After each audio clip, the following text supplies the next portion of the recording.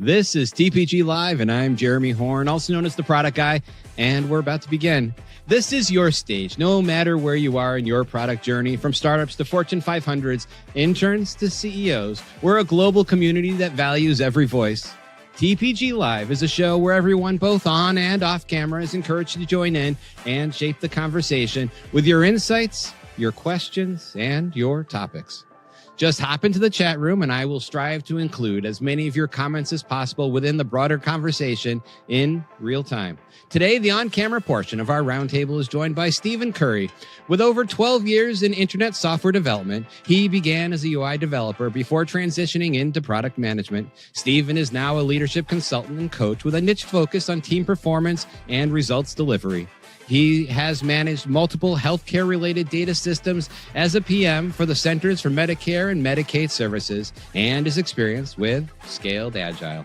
We're also joined by Ines Horman, a biologist by education. Ines has grown from an individual product manager to building and leading a high-performing global product management team. With 15 plus years in the healthcare sector, she's worked on everything from novel drug development to medical devices and held commercial roles spanning sales, product management, and her current role as marketing director at Cepheid. Ines's passions lie in making cutting-edge technology accessible to patients in need. Today on TPG Live, we'll be discussing, are we entering a new era for product leadership? Evolving collaboration styles, data-informed decision-making, and iterative processes are shaping how PMs create impact. And how can product managers leverage experimentation to meet new demands and stay ahead of the curve? We'll explore how teams can embrace iterative cycles to uncover opportunities, mitigate uncertainty, and innovate effectively. Join us in the chat room and at the roundtable as we discuss all this and much more coming up next on TPG Live. Before we get started, quick reminder. You can support the Product Way on Patreon and enjoy some amazing benefits. For less than the price of a coffee, and you know how I love coffee, you'll get access to real-world PM strategies and case studies, tools designed to help you solve your toughest challenges and elevate your career. Looking for even more? Higher tiers unlock exclusive benefits like one-on-one mentoring, resume feedback, shoutouts, and priority access to premium resources crafted for product professionals like you.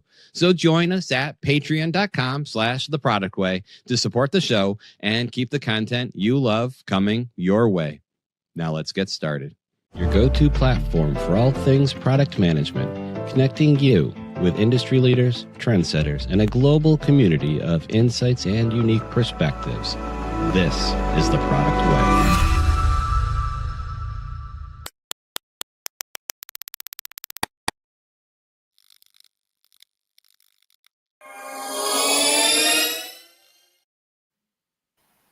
Well, hello, everybody. How are we doing? Ines, Steve, anything that I left out of your introduction that you'd like to add?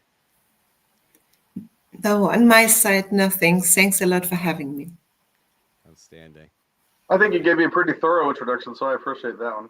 Excellent, excellent. So that means we'll just get into the question of the show. And today's question of the show is, what is one product you can't live without and why?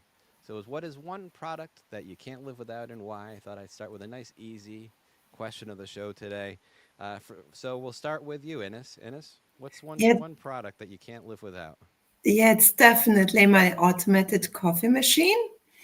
I'm a coffee lover, and it really, it gives me a hot cup of coffee every day, in the morning in particular, and this nice smell is helping me to feel comfortable and refreshing start into the day. Does it have any special features or just your generic old coffee machine? It has this steamer for milk. Mm-hmm. So, okay. Yeah. An espresso machine, I see. Yes, okay. All right. Kind of, yeah. Well, she is in Europe, so you know the fancy way over there. All right, Steve, let's go to you. Well, I can easily ditto that because I have coffee every day too, and I like my coffee. But what I'm going to say is the pot and skillet set my wife and I were given as a wedding present a few years ago. So I do an awful lot of cooking. I like cooking, and I use those at least one skillet and one pot every day for whatever I'm cooking. And I can't live without those, and they're stick proof, which I take care of that. So it's easy to scrape everything off and use the spatulas and so on. And we like to cook. What can I say? So that's really what I'm going to say. All right. So yeah, I had I had two parts to my answer. I went digital, I had physicals. On the digital side, it's my calendar app. I don't know where to go if my calendar doesn't tell me to go there. So my calendar so anyone wants to hack my life, break into my calendar and you can send me anywhere. Probably shouldn't have said that out loud just now. On the physical side, yeah, I didn't go with the coffee machine. I went with the coffee itself. I was kind of assuming it was brewed for me already. So kind of morning or night, coffee is kind of my focus. It's also, even at night, it kind of helps me find my zen and calm down. So it's coffee's my good, happy place there. Everyone, thank you for joining us. As for those of you who've been with us before, and for those of you who may be joining us for the first time, jump into the comments on the chat, whether you're on LinkedIn, whether you're on YouTube, whether you're on wherever. Those comments will get routed over to us, and we'll do our best to answer as many of those questions in real time and really get as many people engaged in the roundtable conversation, both on camera, both off camera, as we can throughout the show today. So definitely post your questions, post your opinions, your comments, what have you. And so we'll get started. Our first topic that we're going to be diving into is about developing your sphere of influence, building relationships, and using those relationships and influence to drive impact as a product leader. So to kind of just get things going, Steve, I just kind of want to start with your thoughts on. We'll just kind of dive into it. How can PMs expand their influence in today's cross-functional, hybrid work environments, especially as work is changing and continues to change? Do you have any strategies that help support that? Well, that is an excellent question there, Jeremy. And let me start out by giving you my general premise for what led me into doing what I do now, which is embarking in leadership, consulting, and coaching. Over the past 4 or 5 years at work, I'll say the last 3 years I was working in federal contracting on 3 different systems for the Centers for Medicare and Medicaid Services. We had a lot of people who were certified on scaled agile development for software development. They really knew the technicalities, just like a software developer would. But I've seen them have really hard times with working with the clients and working with them. And one thing I came to really realize and believe was that in the certification trainings, they teach you all the technicalities, but they don't teach you anything about, the soft side of how to use them and get the most out of them. And I can explain that by saying I've first heard this explained to me years ago. And many managers are either on one or two categories. Either they're one side of the table, where they're managers of information and processes and diagrams and all that stuff, or they're managers / leaders of people. And they're very good at the people side. That's where the focus is, of blending other people, influencing, getting them to work with people, collaborate. But they're not as strong in remembering all of the hard skills that they're really being looked for. But the best ones are right in the middle, where you get a cross of the two. And I really, just after seeing some of the, how shall I say, unfortunate experiences of seeing some people have with the clients and higher ups in big collaborative programs with us on one side of the table and the clients on the other side of the table, I realized this is definitely an area where I think there's room to make a go at it. So that's what's driving me in this direction as to why I do it. And I think part of this, to your question there, is there's a lot of approaches you can take to working with stakeholders and bosses and so on. There's no end of the books written to give you, well, in this situation, you can consider this. In this situation, you consider doing this. And there's typical situations you go through, which of course it's good to read it and understand what's going on.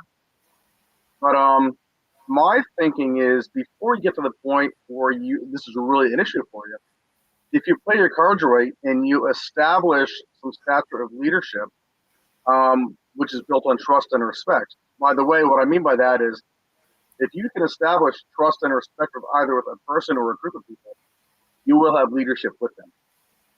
So once you have the trust and respect, that leads to the leadership.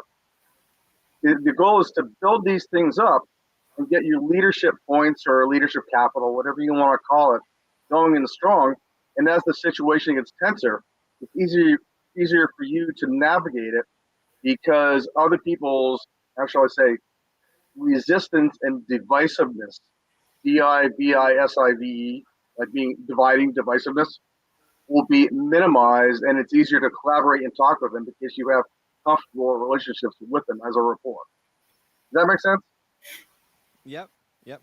And what advice do you have for folks who are working trying to figure out how to expand their influence, especially in a hybrid work environment? Yeah, I think that's a great question. And to me, there are two layers of it.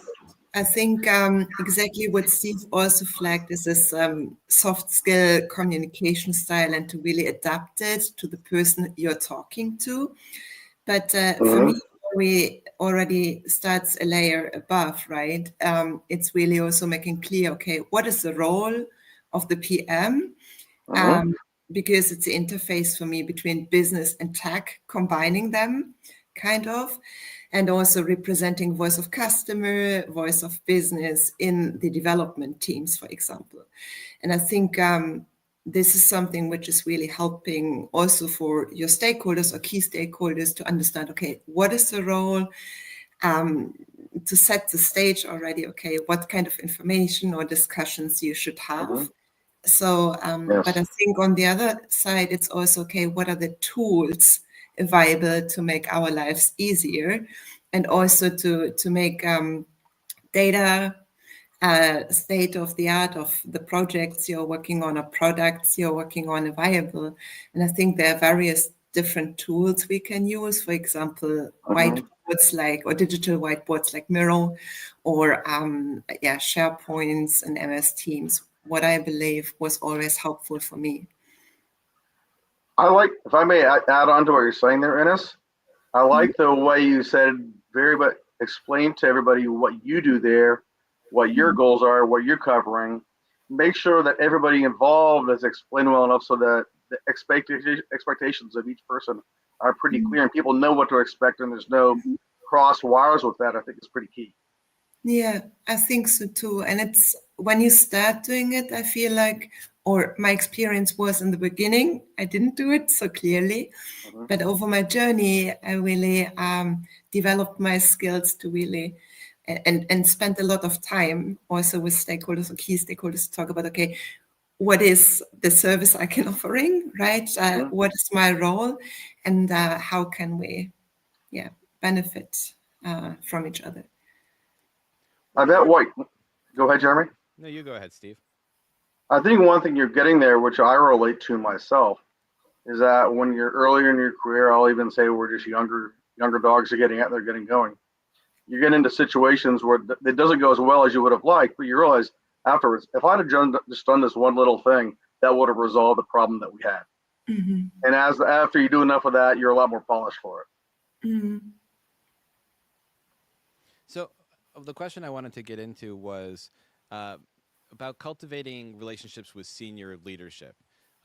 How do you develop those relationships? How do you ensure that the product vision aligns with organizational goals and make sure that you're really building that influence, projecting that influence out there? And I think something that Elizabeth, who I'd say in our off-camera part of the roundtable, brought up, one of her challenges is the leadership level is also so fractured that is constantly having to reestablish paths and conversations and re-educating, repitching all around. So maybe kind of take it in two parts, those questions there.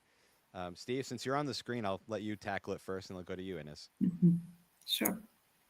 Well, speaking off the cuff on this one, I think a key thing is to really give some good I guess, is active listening or attentive listening to make sure you're really understanding the problem and what their expectations are first. When you definitely do that, and you're listening to it and you're clarifying it very openly, this is what I understood that you said, and make sure you get them to agree with definitely, yeah, that is what I thought, that's what I meant. And you're very clear like this, that's one thing. But also, a nuance that I would point out is they, at that point, once they clarify that you understood what they said, they're a lot more relaxed with you because you got it and you're making a good effort to hear it, and they're trusting you with it, and they're relaxed and the positivity is going to flow. And I think that'll make the conversation go a little better after that because you're really working at it. And as you get further into it, you want to clarify what your understanding is as you're going through it.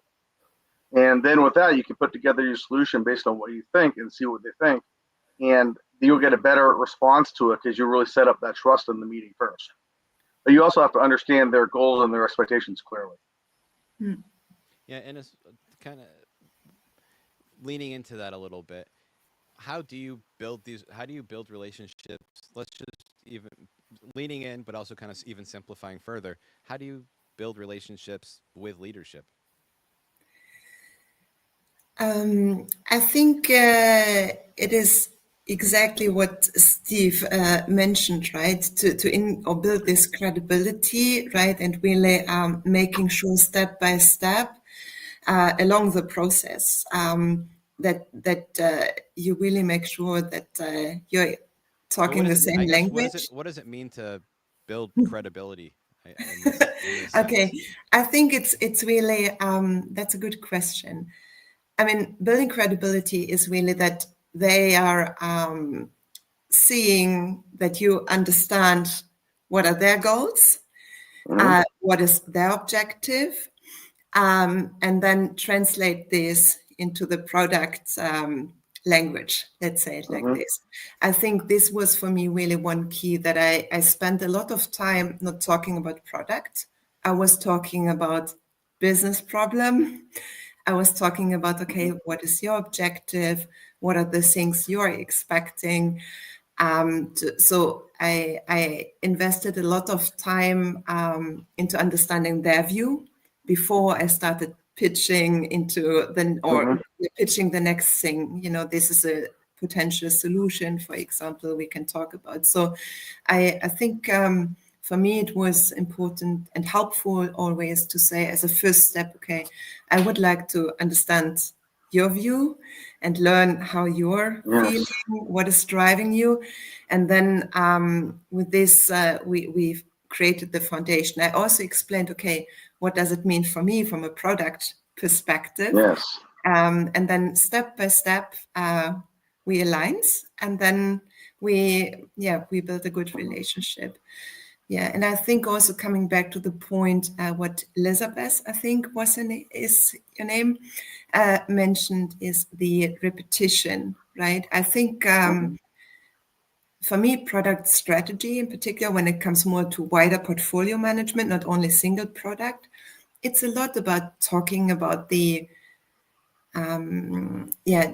fact how the product vision or portfolio vision strategy is meeting or supporting the long-term or mid-term company strategy. I think this is something, it's part of our storytelling. And I think, strategy, developing something, strategy development is needed, of course.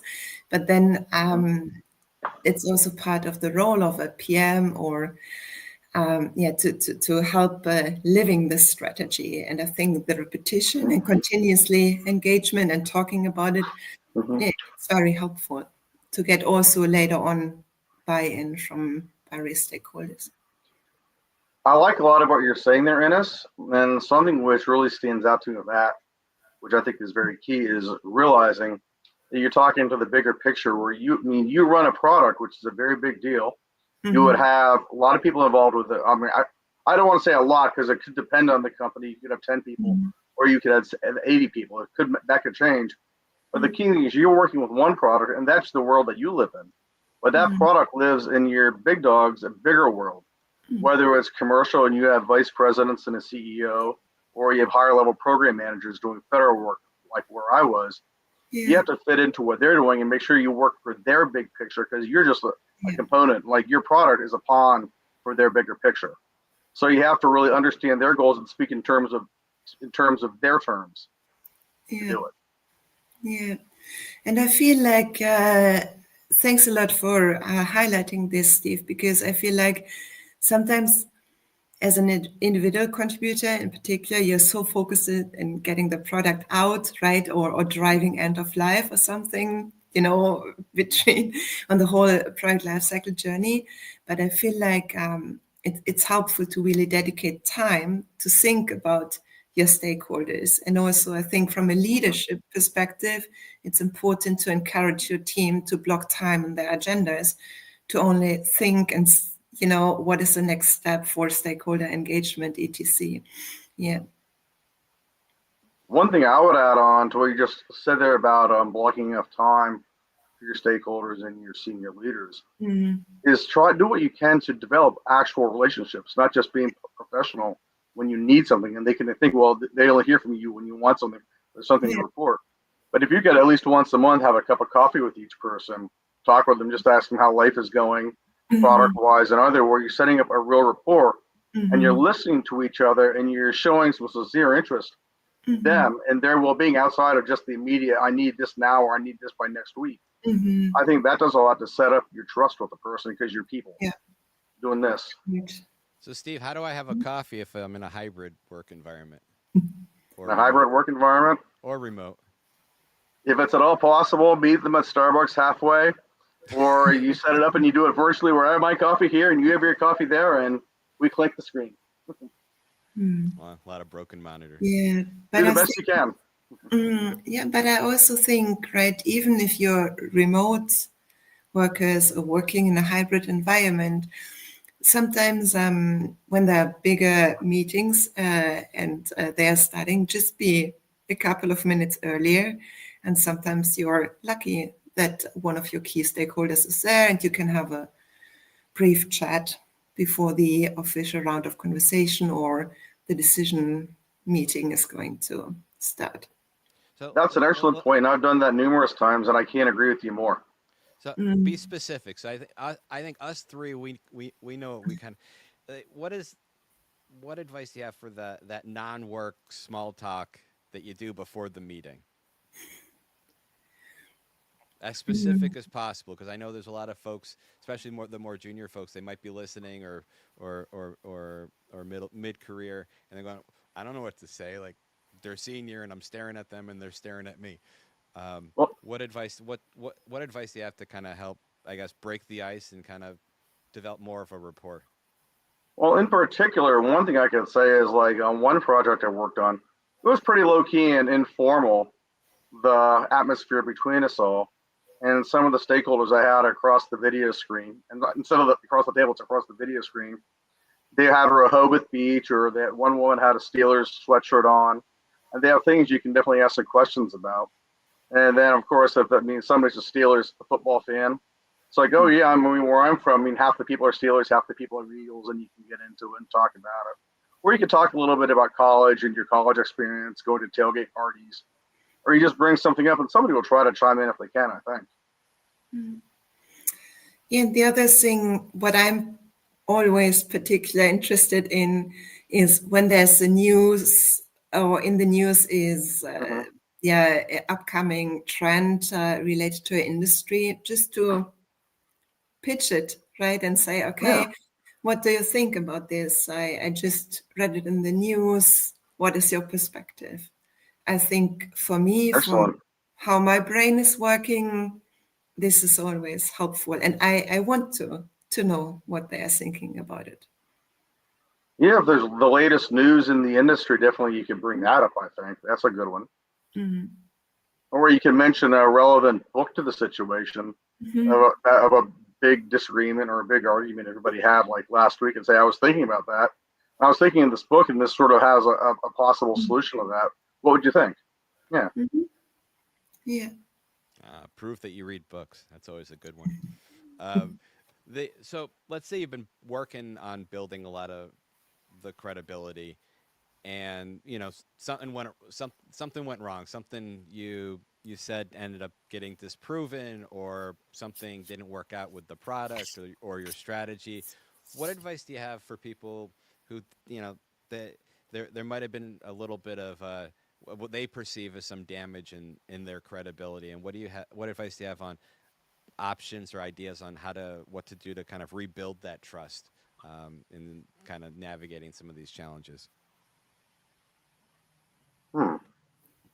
Well, one thought that I have is if you can look at it and you made a mistake, which everybody does now and then, acknowledge your mistake and own the mistake. Say, that was mine, I made it, and I can see what I need to do next time to avoid this, and I'm going to own that and make sure that it doesn't happen again. And usually, if you've gone a little while without this happening, and this happens eventually, they'll give you some credit for that and let it go, and just make sure it doesn't happen again for a long time. Mm. But really, I mean, once in a while, I mean, it's going to happen. But as long as you've maintained your bank account for trust points and leadership points, that's one reason you build them up. And you have to cash in a few at that point. But if you play your cards right and you do everything you should be doing, you're going to keep adding more points to the bank account. And eventually you're going to need them. You're going to burn some of the heavy arguments, and you push it. Maybe at some point you pushed an issue more than you needed to. Some people got frustrated with it, in which case some points go down. And then you have to earn some more and let it go. Just make sure it's like few and far between when this happens. Yeah, from my view, is it exactly as you flagged, Steve, right? Is to be open and sensitive about, what has happened, and acknowledge it, and be bold, honest, and also transparent, right? Talking about it, and when this is going to impact one or two of your stakeholders a little bit more, right? Go to them, give them a heads up. This is what has happened. Explain it, and then also directly drive into the conclusion, right? Like your lessons learned, also to eventually there's a plan B, right, which already needed to be activated, or a communication plan, or whatever, how big it was, right, what was created. But I believe when you're proactive then about it in the moment it happens, and come up with a solution, you're even on the long run increasing your credibility. Because I think it's also part of our role. And as you said, right, all of us are human. This is happening. And on the stakeholders are also human, right? I think it's just about the matter of how you're communicating it and being proactive, and also driving immediately and making sure you're driving immediately plan B, countermeasures, to mitigate it, also to share your lessons learned, which is going to help the organization to prevent it's going to happen again. So this came in from Steve Johnson, and he's asking, what is the best source of product management credibility? The best source of product management credibility. I think that you deliver the products that need to be delivered, and they serve the purpose that they were meant to serve. And regardless of what happened, the products, you came through as the product manager, and the product did what it should have done and didn't miss anything. To give it a short answer. Yeah, that's an interesting one. I agree with you. But I also think there's a second layer of it. One is delivering the best product to market, which is, meeting customer needs. And they can easily, our sales colleagues can sell it, right? But I think also that when a product is not performing so well at a later point in time of the product life cycle, I think it's also being bold enough to say, okay, let's come together to discuss if we should remove it from the market. I think there are two things, right? We are not only delivering products. I think it's also our responsibility to say, okay, now it's eventually a time to discuss if we can or should sunset it. I've always found a good source of credibility is making progress on those key metrics that you've identified for your product. Is to show that not only have you identified the right key metrics, but you're making progress towards them and showing the numbers. numbers, whether it reinforces what you're learning, maybe, hey, this Mhm. isn't the right metric, or this isn't the right path, or how it's actually you are hitting the bottom line for the business there. Steve, I Yeah. think you were about to say something. Um, I lost my thought when you started talking and I was listening to you. I have The a one thing few. I like about Yeah, what you're go for it. saying there is that through the course of developing a product and watching it perform in the market, when you're constantly learning from it and you're saying maybe we should try some different metrics of this to see what we could do, that would be a better way to measure it. What can I learn from this? What can we try with it to see what we can do in the market? As long as you're taking some educated guesses and controlled chances with it, which I think is going in the lines of your experimentation a little later in our session tonight, and learning from that and getting more information to work with for honing it in the future. That's part of what you should be doing and build your credibility too. Yeah. What Yeah. advice, Ennis, do you have to? Uh, you've got a vision, you've got ideas. What advice do you have to actually be heard? I think it's really to not, I mean, I think it's really coming back to your point, right, Jeremy? It's about, bagging your words with appropriate data.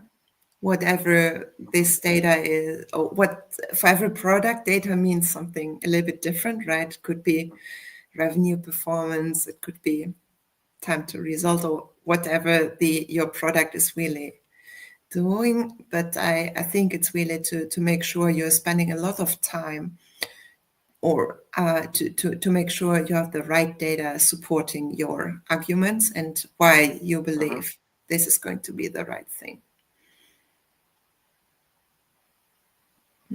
So as we're looking at 2025, we're looking at how this year's going to unfold, and especially at the beginning of the year, we see we start looking and thinking about what the future might hold for us.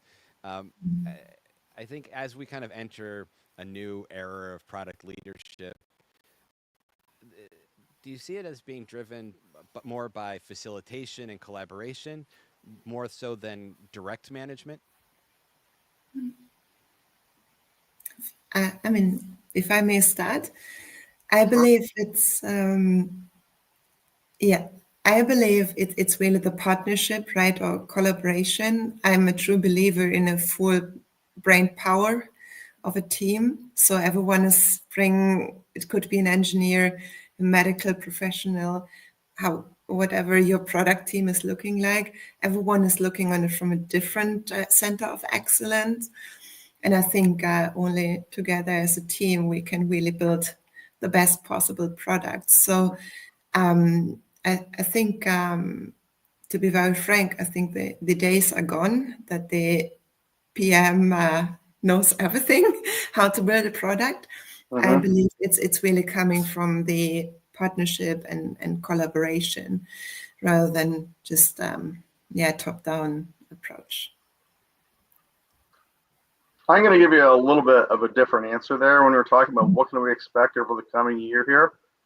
I think part of this is the real inclusion of using AI or artificial intelligence to do a variety of the automatable tasks, whatever we can do to automate analysis, specification, story writing, and so on when you're working with technology teams.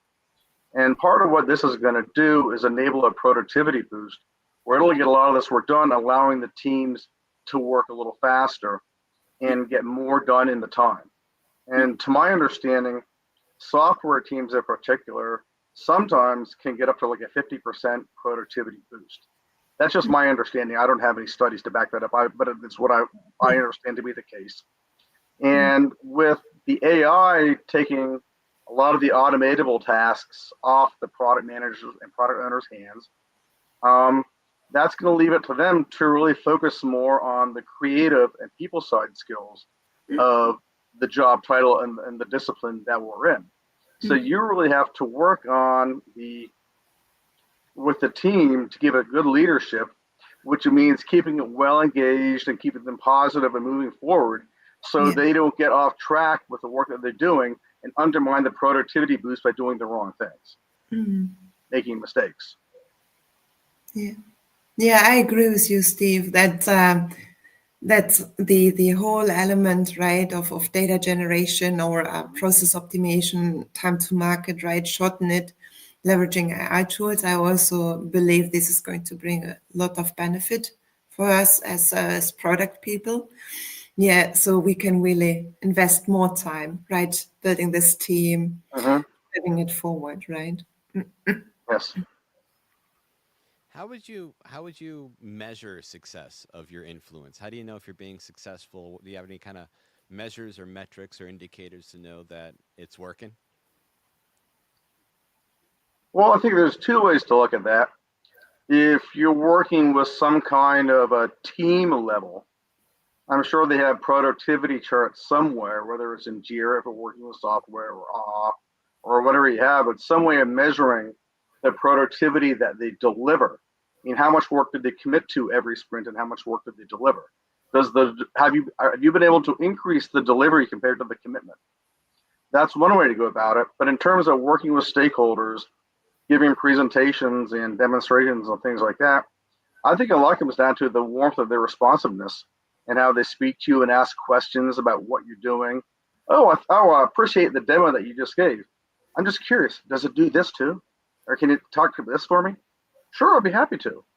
Or because if you didn't do it, it's not a very inquisitive, "Ooh, I like that, but yeah, but what about this?"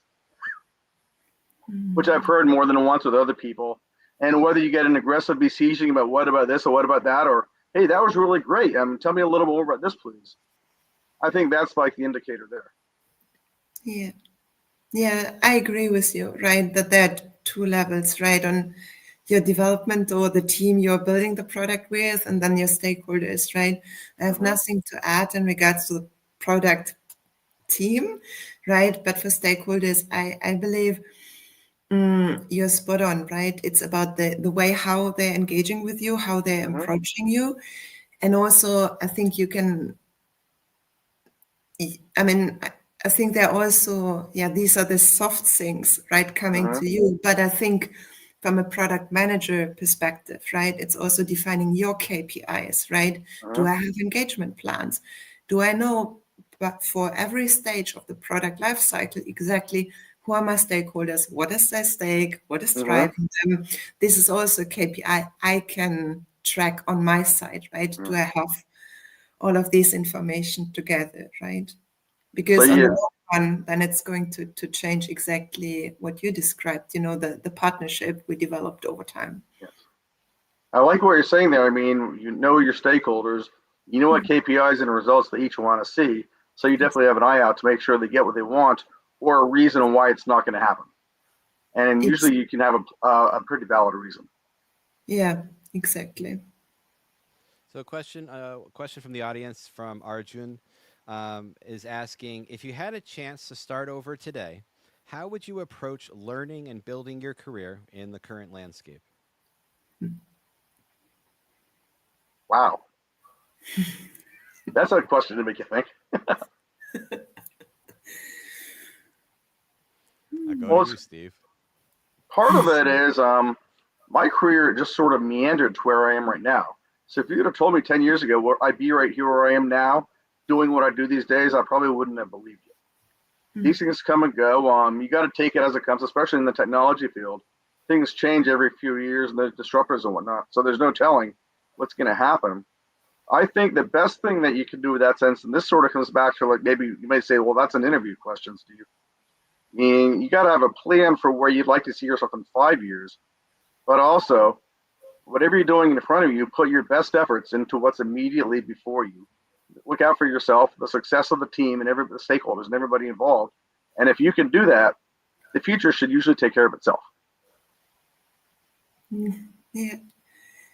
Yeah, I mean, from my point of view, as you introduced me, right, I'm a scientist by education, and I believe the only thing now with the experience working in product management, I think I would have been bolder a little bit to push more, to go faster on the track and try to explore different opportunities outside of my comfort zone earlier to get faster into the PM role.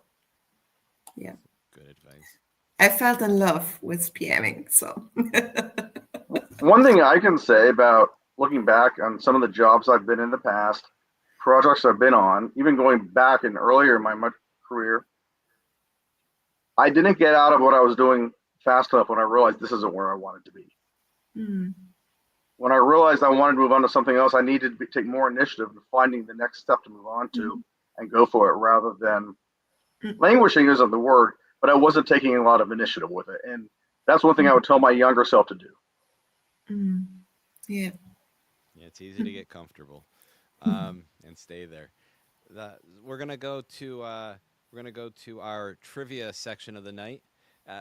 Before I ask the question, though, for everyone, when you hear the question, if you know the answer, don't say the answer. We'll get to the answer section later in the show. Feel free to talk amongst yourselves about it with everything except the answer. Here we go. Which product is known as the first internet-connected device? One clue. It was located at my alma mater, Carnegie Mellon University. Once again, which product is known as the first internet-connected device? All right. There's your, I don't know if you, Steve, Ennis, you want to say anything, like I said, anything except the answer. Feel free. The first internet connected device, that means a physical hardware device, right? Probably. Okay. Trying not to give too much clue, but I think it's IoT, you know. So it's what's your first IoT type of device there? It's definitely it's a fun one. I don't know how many people are going to get it, but if you do, that'll be cool. And hopefully no one posted the answer in the comments like I asked people not to do. Thanks, folks. So anyway, we're going to get into topic 2, our second topic of the show, and that's about experimentation in product management, driving innovation through innovation. So what is, Steve, Ennis, what is the hardest part about that you find in running effective experiments with your team?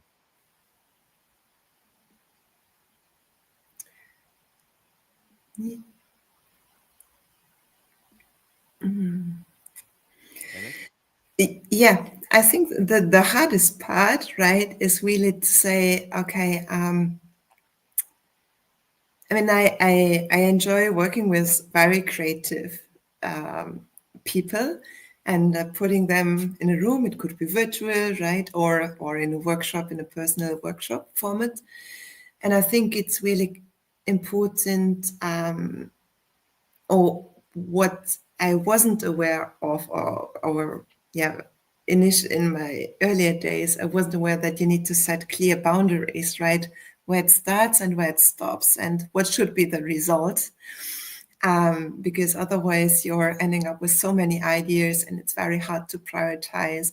And then it's also hard to communicate about, okay, where certain level of resources should be invested and why. So I think it's really, I think the challenge for me is always between, okay, dry and supporting blue sky thinking, but also finding the balance between setting the right boundaries to really make sure, okay, you have the results and the actions to go to the next step. What do you think, Steve? What is your experience? Well, first I have to be quite candid with you. In the federal government work that I've done, they don't really push experimentation because they know what they need done. And the government has no competition for the work that it does. So whatever they do is, I mean, all their users are going to use it, whatever it is. I'm just being candid with you about that when it comes to federal work. But what I'm thinking about here is when I listen to friends of mine and colleagues who work with more commercial companies, where you have a lot of the competitive pressures to work with and you need to maximize their product and so on. They have a lot of different enhancements and possible enhancements and improvements that they can make to their products. And I think the question is choosing the right ones to experiment with now rather than later. Yeah, exactly. That's my thinking. Yeah. So, what advice do you have for product managers in using experimentation to uncover new market opportunities? So I think it's really starting your I think it should really start in understanding the market, right? And then translating it back into a potential product through the innovation or experimentation side. I believe it's helpful also to really develop your boundaries. I think it's really important that the first step is to go to the market, to talk to potential clients, to talk to potential influencers for buying decisions in the market, and to do the segmentation. And then as a result of this, okay, this is a segment where we would like to play. And then you can start doing the innovation. So specifically, like what type of experimentation could I be doing that would actually help me uncover these new opportunities? Yeah, it's really, I mean, for me, from my experience, it's really going in and talk to the people on the ground, potential customers, right?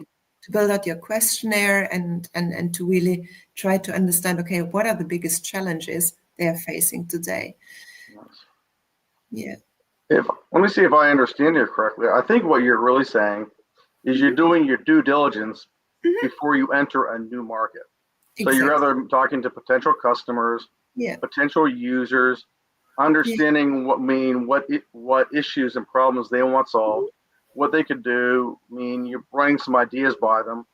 Then you come back home to the office, the ranch, or whatever you might want to call it, and you discuss that creatively. You put together some prototypes, and then we could talk about prototyping in different ways too. Come back to them. Say, these are the solutions that I would consider based on what you've told me over time.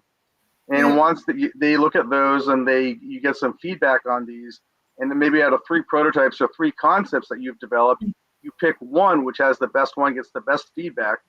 At this point, with your due diligence that you've done, you have a lot of solid data upon which to develop it further and put together what we might call an MVP and release that into the market and see how that does. But the thing is, you're building up the idea and you're proving the idea, or better yet, you're letting the idea prove itself. Exactly. Then you can develop it and take it further. Exactly. And you're spot on, right? It's about, I think what you said, what I believe is very important, particularly when it comes to new market or market expansion, is really being unbiased on how the ideal MVP from your perspective is going to look like for the customer. I think I like your idea, right? Going in with different prototypes, saying, okay, what is the one really serving your problem, right? Or is nearly 80% there to serve your problem? And then going back with your team and tweak it to really build out the MVP. Yeah. I do remember before I moved to Maryland, I lived up in New Jersey area. I was in New York quite a bit. I did some work with a startup there, which Jeremy remembers, Plate Rate. And several times I've taken prototypes on my mobile phone and met people in coffee shops and other places just to run it by them and get the feedback on it. So we could decide, well, should we push this further or not? Yeah, and I think that's very important, right? To build out your kind of sounding board from a customer perspective, or potential future customer perspective, very early in the journey. So you're reducing significantly and very early in your product development journey the risks for the product not meeting or being even an MVP. Yes. And I think an important thing for folks to realize as well is an MVP should really be seen as an experiment. So doing an MVP after you've spoken to your customers is really a good way is a good experiment, a good way to validate what they told you, what you learned from what they've said as well. A question that came in from the audience is from Daniel. And Daniel's asking, how do you respond? Well, it moved.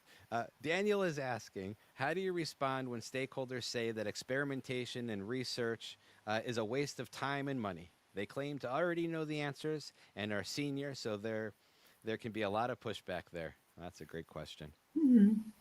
Ines? Yeah, I think it's a matter about, okay, I mean, when you really want to grow your business, right? And I think that's part of the reason why we are developing products, right? Then you need to invest, right? Of course, you can have a smaller budget in comparison to real life development, but I think when you really want to expand your business to new markets, then you definitely need to invest into the experimentation part. How I look on it, it's like coming back to bring the right data, right? I think it's really okay to showcase also to your senior leaders when you want to enter. This is a market potential, right? When you want to enter this is an unmet need. We don't have a solution for it today. This is X amount of $1 billion of revenue. So let's come together and talk about it. Maybe we cannot do the whole experimentation part over the next year, but maybe we can stretch budgets and split it. So yeah, so step by step we are coming closer to get an opportunity to get access to this new market.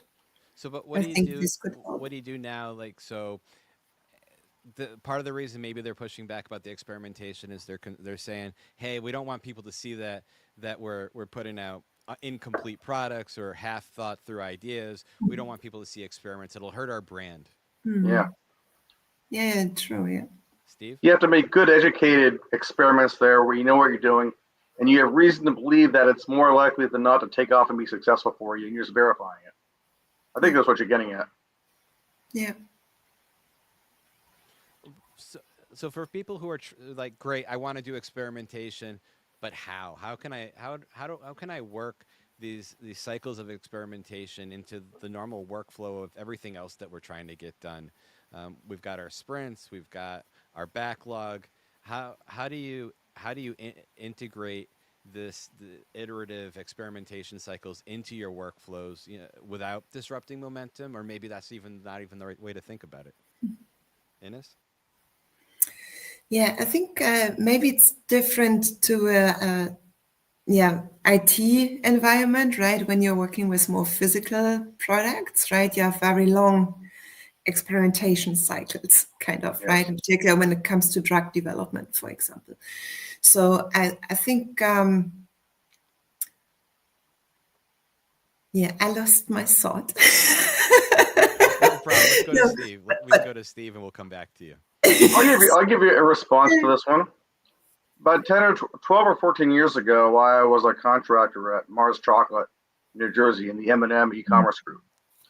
Awesome. And I met some people from their internal innovation team. And the innovation team at M&M Mars would do anything from consider a different color of M&M, to a different shape of M&M, to a different nut in the M&M, to a different size pillow pack for distributing it. And the pillow pack is the typical package you get full of M&Ms that looks like kind of like a pillow. So that's what they call it. And the thing is, you got to put together any one of these little things and put it out there in test market, perhaps on a state level or a regional level, just to see how it might go, then decide if you want to continue the production, take it nationwide and globally. But you have to start out small. And it's just part of the cost of doing business that you need to try these things out to see if it's going to go anywhere for you. Because you need, how shall I say it, you need, instead of architectural runway for software, but you need product runway to know what you can try in your marketplace to keep on building in the market with new products. Yeah. Yeah, now I found my thought. Thanks a lot, Steve, for helping me, and Jeremy too. So I believe in particular when it comes to physical products, either, when they have a kind of, you have this pilot approach, like you described, Steve, right? Or on the other side, when you talk about drug development, right? A lot of those prototypes are not going to meet the clinical or preclinical studies. So you need to have a significant higher amount of projects in the innovation funnel to increase your chances for success of having a blockbuster product in the market to make it, viable to patients and help them to cure. So I feel like it's really also depending a little bit on the industry, right? Where you say it's experimentation, and also what is the size of your experimentation project funnel is going to be. Yeah, I think that's It's just the cost of doing business. Exactly.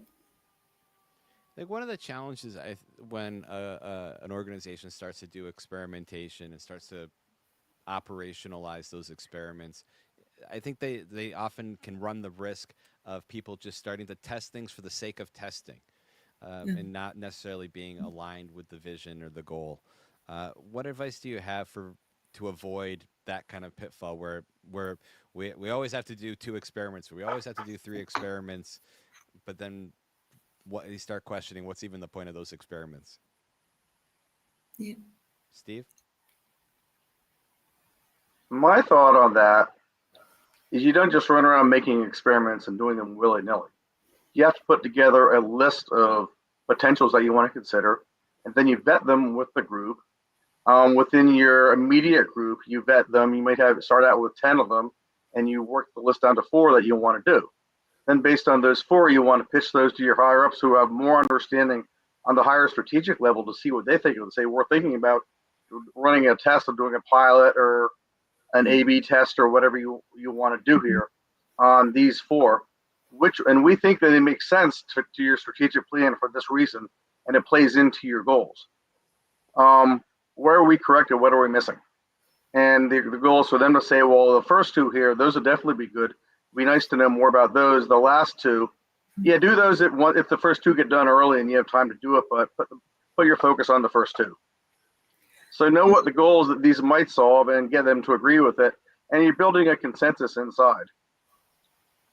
Yeah, I agree with you. That's exactly, defining, what are the top ideas, pitching them, getting feedback.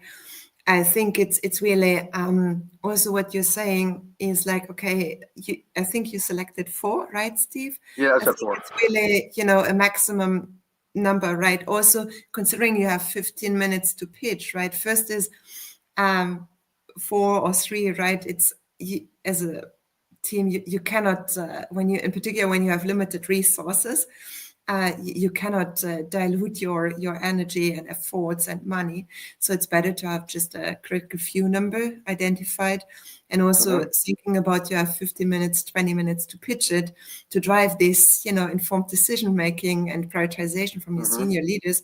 I believe it's also not, it's not going to be beneficial having significant more ideas, right? And I think also it's important to show them, okay, how did you nail down exactly as you said, right, Steve? That's a business problem we want to fix.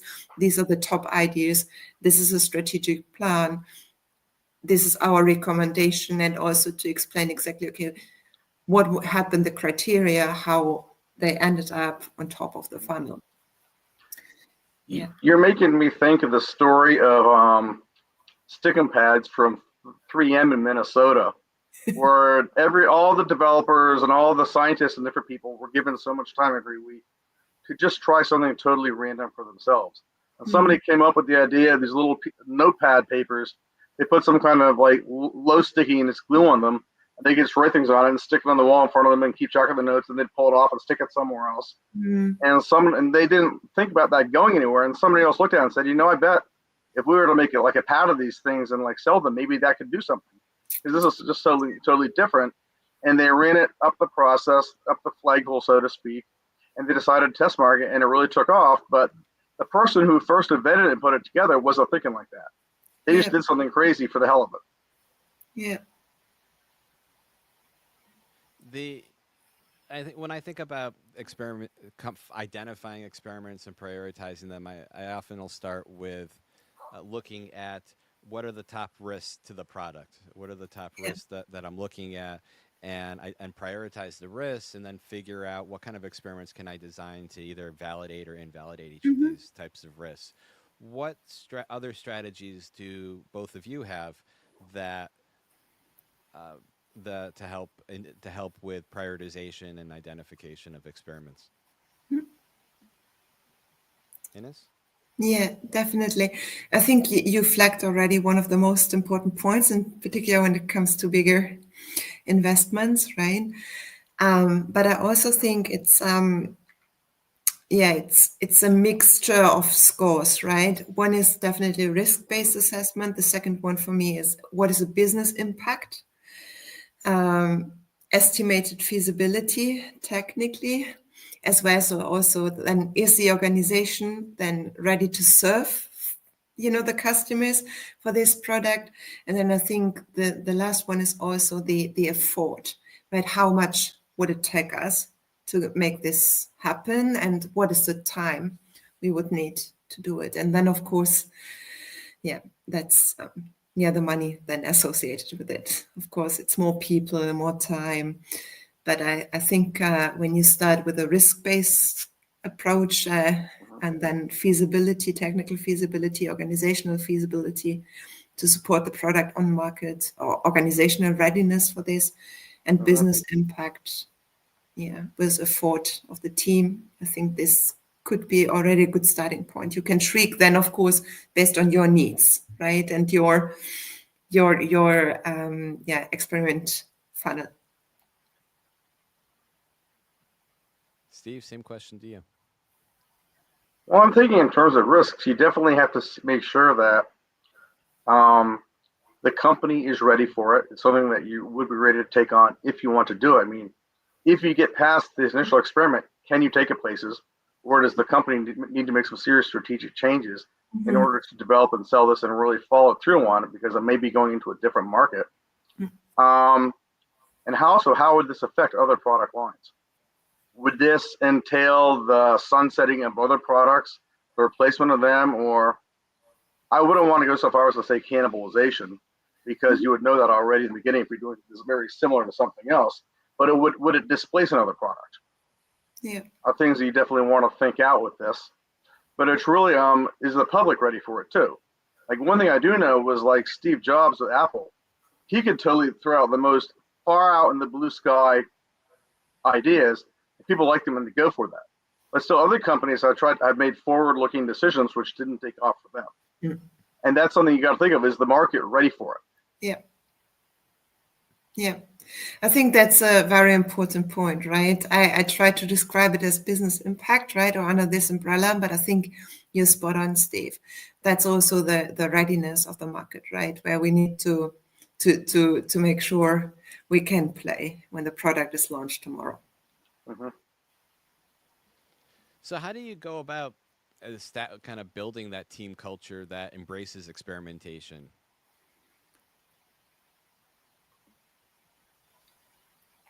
I think one key aspect of this that comes to my mind is allowing people on the team to be inquisitive and pose questions that would be interesting to solve, with no repercussions on them for making a mistake. Or, for lack of better terms, I'll just say, you're not going to give anybody a hard time, or the team is not going to jump on and start bullying somebody who made a brain fart, put out an idea, something they thought of, but it didn't go anywhere. You want to make sure that it's a safe environment to be creative, put ideas out there, thinking about them, and also use them as a starting point for conversation. If you could build on one person's idea after time, and you send it around maybe in email chains, it morphs into another idea with which you can go somewhere with. But you have to allow people the freedom to be creative, put out new ideas, think about things, where other people, if like, say, Ines puts out an idea, another person on the team, Bill, he doesn't like the idea and he objects to it, but nobody's going to be getting toxic with each other. Like, you're just floating ideas by each other and talking about it. It's all hypothetical conversation. Yeah, I agree with you. This psychological safety or safe working environment is one of the key steps to go into it, right? And really to make sure that every idea is valued. and has a right without judgment, right? It's just putting ideas on the table in a room. And then I think one of these things in regards to be practical terms is really just saying, okay, let's put 30 minutes in a workshop, everything on the table without judging it, right? Because we believe that every idea matters. And exactly as you described before, right, Steve, in your example, where all the stickies were put on a big wall. And then you're coming together as a team and can organize it. And then you can see something, this is, everyone then understands, okay, this is the best idea. This is the experiment we would like to try to move forward and assess further. So I think, it's really making sure that every voice in the room is heard, not only the loudest or the, Tangentially, since you made another reference to the Stickum, Steve Johnson put a note in the channel here. In 1968, a scientist at 3M attempted to develop a super strong adhesive, but instead he accidentally created a very low tackiness, reusable, pressure sensitive adhesive. So I guess he corrected me there. So Steve, I guess you knew more about this one than I did. I was recollecting as best I could, but that makes a lot of sense too. It just came about by accident. Yeah. But to what you're saying there, Ines, you just got to be able to put the ideas out there, let them float, let people think about them, see what they think about them in 2 days after it's been just gelling in the back of their mind for time, and you can come up with it, and you can press the ideas later. But you have to have the incubation phase for ideas. Exactly. That's so important, right? It's not like just putting people together in a room. It's like, doing the preparation before, right? And giving everyone enough time to capture their thoughts. But I also think that it's something like when you put yourself up as a product manager, team leader, right? I think it's also your responsibility that you're creating, or encouraging them to have regular, I don't know, kind of hackathons, right? Or brainstorming sessions where you're sitting together. I believe that's also something, what you can also support your team with, and to make sure it's going to be established as part of the culture and the daily routine. Because I think also, of course, as an individual contributor, right, when okay, there's this big meeting, brainstorming, blue sky thinking, now I only have 2 days to find my blue sky ideas. I believe it can be quite hard, depending on your personality. I believe the better approach is when you have an established culture or a growing culture of experimentation, that everyone is taking or developing the habit whenever they feel like, okay, this could be something cool, put it somewhere. So, okay, in a quota or something, we are going to meet, and then I just pull up my ideas, and I already did a kind of pre-prep. Okay. I think a lot of people who are watching us right now they're existing or living or working within a contradiction. One in which they are being told to do more experimentation and do more learning with the product, but simultaneously they don't feel that they're kind of like in that psychologically safe work environment, where hey, maybe they did that workshop where they put all the good ideas on the table, but it's okay. The guy in charge picked which ideas were actually good. And so what advice do you have for people where they're in this contradiction? I think it's a lot, to kind of break out of it. Besides, I don't know, doing an escape room together to see if you can kind of just build team rapport better that way. What advice do you have for people that they're kind of stuck in that contradiction? I think that one aspect of this, as the team leader who has a little more confidence and strength of personality behind him or her, because that's part of being a leader. You're confident and you're a talker and you push ideas and you push people to do things. You know the people on your team, what they're good at, what they're not, but you also know which people are more confident in general, which ones aren't. And you have to give them a little bit of TLC now and then to boost their confidence in pushing new ideas and pushing their ability to be heard and put things out there, knowing that, hey, if nobody likes it, that's quite all right. We're pushing new ideas here. We want to see them. Some take off, some don't. You have to do it. But you have to encourage people and build their confidence in presenting their ideas, not feeling like, well, there's something wrong with me, or I have to be in fear of my reputation on the team if somebody doesn't like it, or the big dude, he just decides this isn't it and I'm going to go for something else. So you have to really work with them to build their attitude towards what they're doing. Yeah.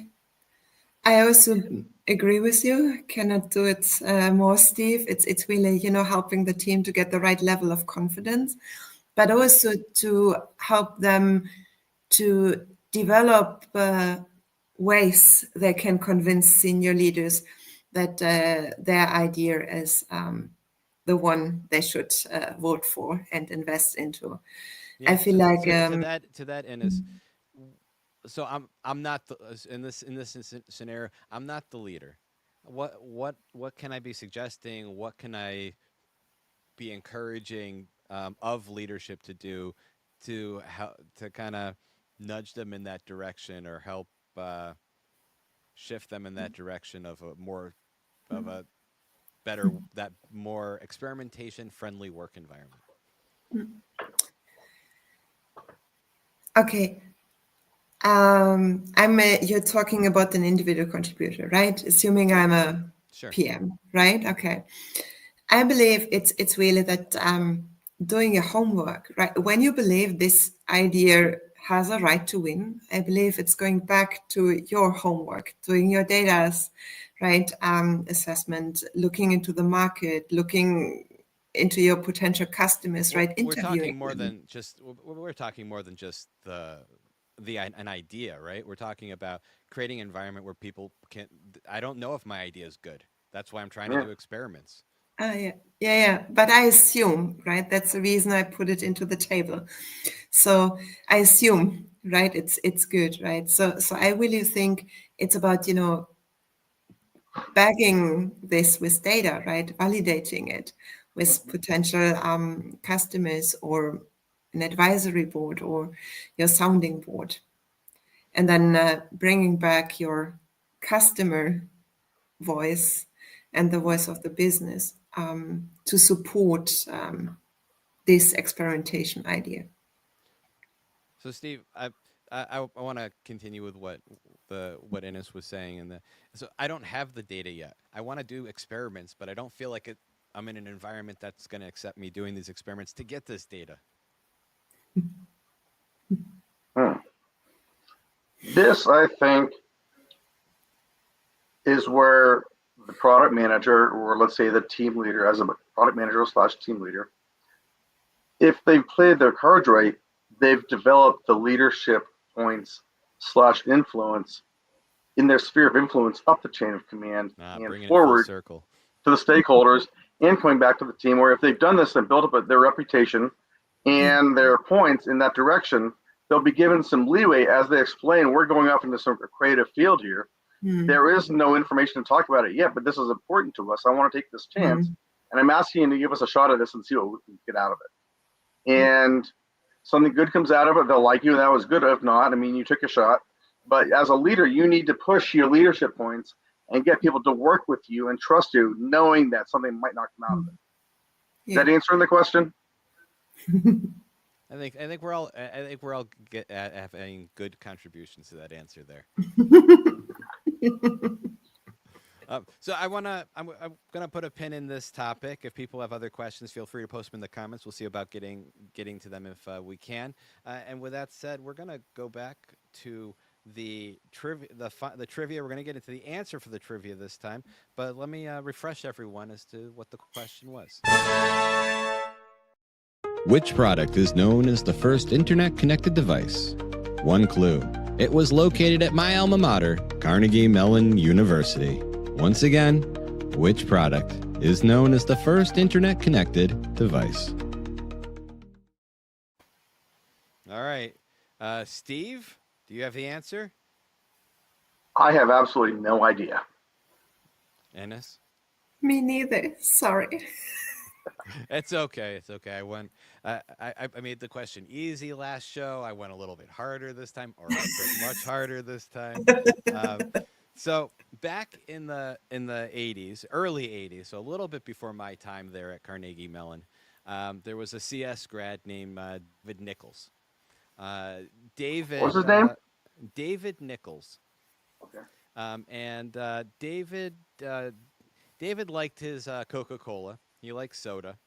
But man, in Ween Hall, you got to walk kind of far to go and get that soda all the way down the hall. And you know, a lot of the time he'd go to get the soda, and it was out of stock, and that was no good. He walked 4 whole minutes to get that soda.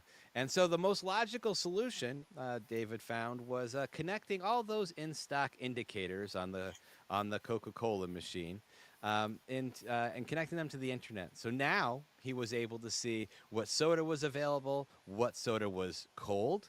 And so the first IoT device was a Coca-Cola vending machine at Ween Hall, where I had an office for a while at my school, Carnegie Mellon University. So I hope everyone appreciated that little bit of trivia, a little bit of history there. So with that said, we're gonna wrap everything up. We're gonna get to final comments. So let me just kind of go around to you, Steve, and Ennis. We'll start with you, Steve. Any final comments that you might have, any observations, feedback, and also at the end of that, let everyone know how they can reach out to you and get in touch with you online. Sure. This has definitely been a conversation which has made me think tonight. I had to pull together some answers off the cuff and really think about it, which I definitely appreciate here. I just want to point out that with leadership, it's all about building trust and respect. That's really what it comes down to. Working with people, listening to people, and with that, there's two things which are very key to it. And I'm going to say that when I give a presentation on leadership, one of my discussion questions is, what is the single best thing you could do to preserve the life of your leadership? Similar to this, changing the oil in your car being the single best thing you could do to preserve the life of your car. And I like to think that it's definitely something very simple on the people side, like speaking slowly enough so that people can get whoever you're speaking to can take in all of your ideas and understand you as you're building them and not lose sight of them. So by the time you're done explaining it, they can keep up with you and talk and keep the conversation going. And that's also making sure that as you're communicating, they get everything and the communication process completes itself. And vice versa, when people are talking with you, make sure that not only did you hear them, but they feel like you heard them. Because that's part of it. They got the points, and that builds up the warmth and the trust on their end with you, which you want them to have. So they're looking forward to talking with you, and they trust you because you got everything from them, and you played on it, and you built on it. You got everything straight the first time. Simple things like that for building up your leadership points of trust and respect makes it easier to get people to work with you because you're getting everything going with information, expectations, and goals. So sort of like on the high level of fuzzies, but it's still the basic points of like, how can you build this and work with everybody? And with that, you can get people to try to do things for you with your experimentations. Ennis, to you, final comments. Oh, wait, Steve, how do people get in touch with you online? Excellent. I'll spell it out for you here. My URL is steve-kury.biz.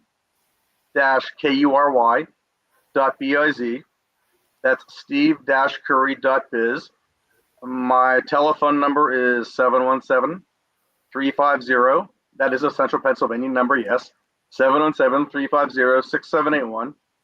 And my email address would be just steve@steve-curry.biz.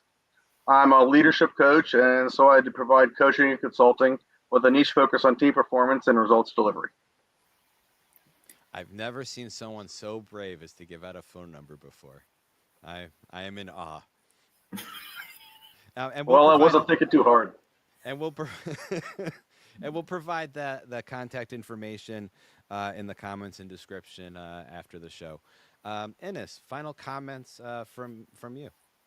Yeah, I mean, first of all, right, many thanks to this group for the open conversation, but also to the people on offline, to the whole audience for being so engaged with questions to also drive the conversation. I learned a lot. I enjoyed it a lot.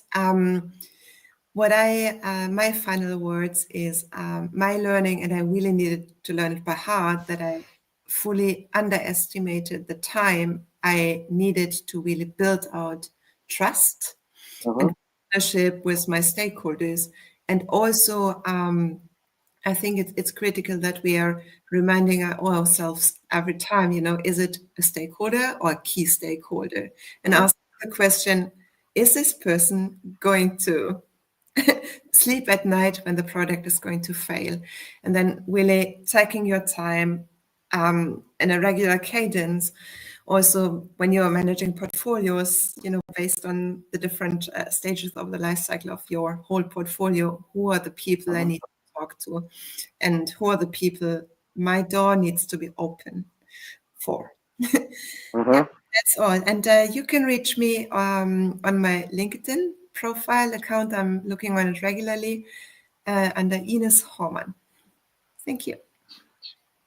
Outstanding.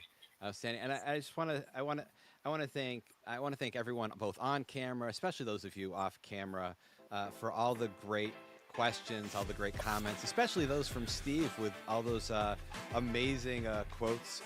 Someone got a quote a day on their desk there, and it's really this type of engagement, these types of questions that make the product, the TPG Live, what it is, and it's what makes us unique and special. And again, a special thanks to the Roundtable, Stephen Curry, Ines Hormann. It's been an awesome, your feedback, your comments, your observations have been amazing. We're talking about driving impact through influence and experimentation. It's almost as though those two topics had something to do with each other. And just a few of my key takeaways was don't talk about the product, talk about the vision and goals, and make sure they're aligned with the leaders, showing sincere interest in people. Have coffee, smash that coffee into a monitor, and maybe, I don't know if I got that lesson. No, I meant instead of clinking mugs, you got to click the screen and you got to settle for it. That's what I meant. Oh, that must be what it is. Yeah. My sarcasm apparently also doesn't come through online. Key source of credibility is progress on key metrics. Learning, being supported by data. Be bolder. Validate what you think you've learned from customer conversations. And 20% time is actually a good thing. That's where 3M Post-its came from, and a lot of other great ideas, despite the current stance over at Google. If you would like to be a member of our on-screen roundtable, please contact me at jhorn@theproductguy.com. Love to everyone. If you've got an opinion, whether you're junior, mid-career, senior, in product, adjacent to product, if you just love making products or making products better, please reach out to me at jhorn@theproductguy.com. And we always have a lot more topics to cover, always looking for new ideas, and definitely because it's part of the conversation. So if you have topics that you would like to see us cover in a future show, leave your suggestions, your ideas in the comments below. And also, I want to ask everyone of a favor. Like, subscribe, enable notifications, and tell 5 of your friends about the TPG Live podcast and the Product Way YouTube channel. We've got not just this content, we've got a lot of other great content, new content coming out every single week. And really, thank you again from me to our on-camera and off-camera parts of our roundtable for your wisdom, for your conversation. And I'll see you all next time at TPG Live. Thanks for tuning in. Just one more time, I want to share how you can support this show and gain access to exclusive career-changing resources. For less than the cost of your daily coffee, you'll unlock actionable product management strategies and case studies, proven solutions to real-world challenges, all delivered ad-free. Want to take it up a notch? At $15 a month, you'll get a personal shout-out in an episode and your name in the credits, a great way to showcase your support for our global product management community. For $25 a month, you'll gain priority access to exclusive events, detailed case studies, one-on-one resume feedback, and toolkits tailored to enhance your product management expertise. If you're ready to go all in, subscribe as a product leader and enjoy personalized mentorship sessions and exclusive insights to elevate your career to the next level. Your support makes it possible for us to keep delivering insightful content and building this amazing community of product professionals. So please head to patreon.com/theproductway and choose the level that's right for you. Every contribution, big or small, makes a huge difference. Thank you so very much for your support.